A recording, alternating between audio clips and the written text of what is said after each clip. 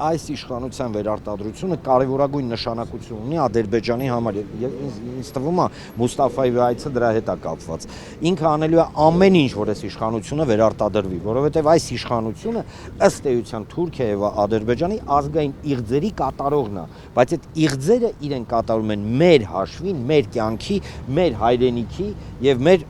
ներողություն ամեն անվտանգության եւ այլն։ Որ Մուստաֆայևի այցը այս օրերին Չենք որ Կիրանցի դեպքում էլ Մուստաֆայևը երեկոյան իհարկե, տեսեք, այստեղ գոյություն ունի հետևյալ ճշմարտությունը. ադրբեջանցիները եւ թուրքերը անելու են ամեն ինչ մինչեւ հունիսի 7-ը, որ սատարեն այս իշխանությանը։ Դա կլինի ուղակի կամ անուղակի։ Տեսեք, հեսա Մուստաֆայևի հանդիպումից հետո վստահաբար ասելու են մենք գնում ենք դեպի խաղաղություն, չգիտեմ ինչ, ընդ որում այնինչ իրենք անվանում են խաղաղություն չի։ Սողացող օկուպացիա, փաստացի, այդպես է դա և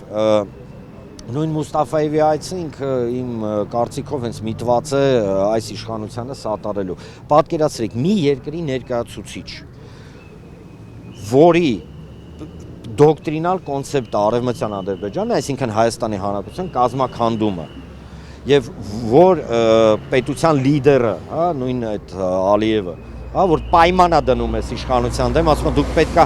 հստակ սրոկեր ասեք, երբեք բնակեցնելու ադրբեջանցիներին Հայաստանում։ Երբ որ իրենց